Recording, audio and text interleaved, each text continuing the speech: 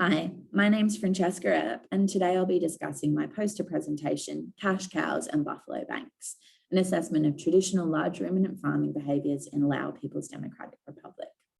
So this study is based on two agricultural development programs that I worked on with the University of Sydney and the Department of Livestock and Fisheries in Laos, and both of these were funded by the Australian Centre for International Agricultural Research. So this study utilised farmer trading surveys and focus group discussion sessions to understand the traditional market behaviours of large ruminant farming in Laos. And the reason that this is so important is to be able to understand how we deliver market-based agricultural development programs.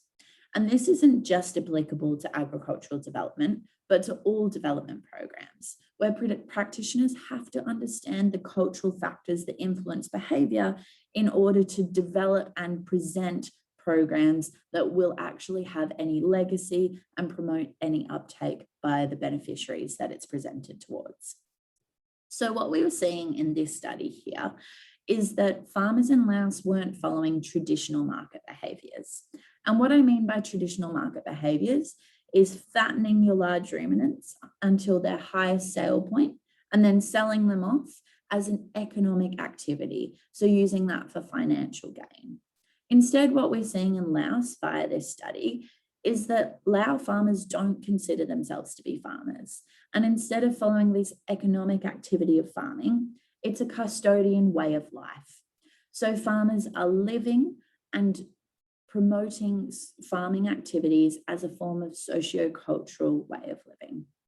And there were some really interesting ways we saw that throughout this study. I'm only going to touch on a few here, but they are all presented in the poster.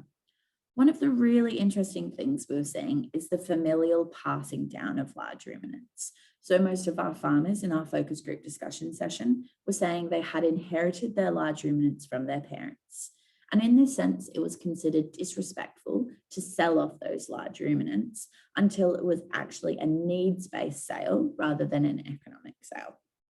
Another really interesting thing we're seeing is that the way the whole village perceives large ruminant farming. So the whole village perceived that it was a needs-based activity. And so farmers told us they were worried to sell for economic gain because it would be perceived by the village that they were selling because they were in financial distress. So what this study shows us is not only what the traditional farming practices in Laos are, but also why development practitioners need to understand these different behaviours in order to know how to develop programs. There's no point presenting a traditional market development program in Laos when farmers are not displaying those traditional market behaviours. Thank you.